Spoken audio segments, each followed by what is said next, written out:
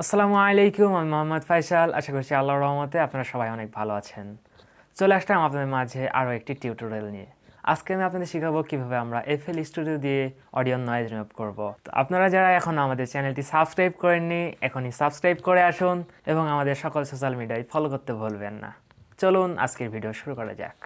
তো আমার রেকর্ডিং করা নাই, আমি রেকর্ডিং করে নিচ্ছি। আমি রেকর্ডিং করব এডিশনে গিয়ে। প্রথমে এইটা আমি অন করে দেব। তো আপনারা হয়তো শুনতে পাচ্ছেন ব্যাকগ্রাউন্ড সাউন্ড, আমি ফ্যানটা চালিয়ে দিয়েছি।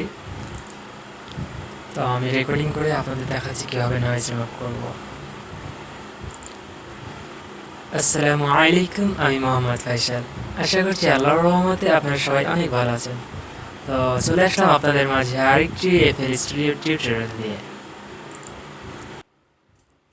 তো আমার রেকর্ডিং হয়ে গেছে। আমি প্রথমে এটা নন করে দিই, ডবল সাউন্ড হচ্ছে। তো এবার আমরা শুনবো।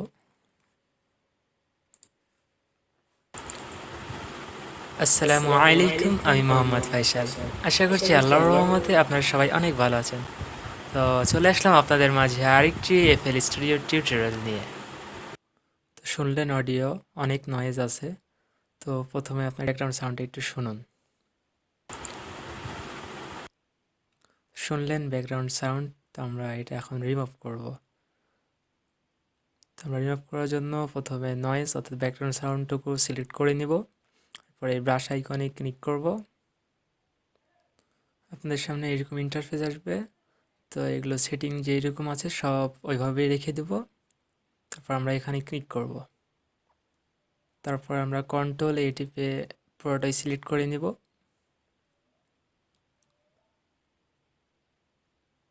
তারপরে আবার ব্রাশ আইকনে ক্লিক করব। পরে এখান থেকে অ্যাকসেপ্টে ক্লিক করব। তাহলে দেখুন নয়েজ রিমুভ হয়ে গেছে। দেখতে পাচ্ছেন আর কোনো নয়েজ অর্থাৎ ব্যাকগ্রাউন্ড সাউন্ড নেই। আসসালামু আলাইকুম, আমি মোহাম্মদ ফাইসাল। আশা করছি আল্লাহর রহমতে আপনারা সবাই অনেক ভালো আছেন। তো চলে আসলাম আপনাদের মাঝে আরেকটি এফএল স্টুডিও টিউটোরিয়াল নিয়ে। তো এইভাবে এডিটিং করলে নয়েজ রিমুভ হয়ে যাবে। তো আজকের এই ভিডিও এখান পর্যন্তই ছিল।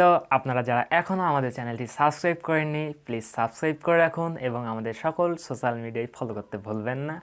আজকের ভিডিও এখানে শেষ করছি। আল্লাহ হাফেজ। আসসালামু আলাইকুম ওয়া রাহমাতুল্লাহ।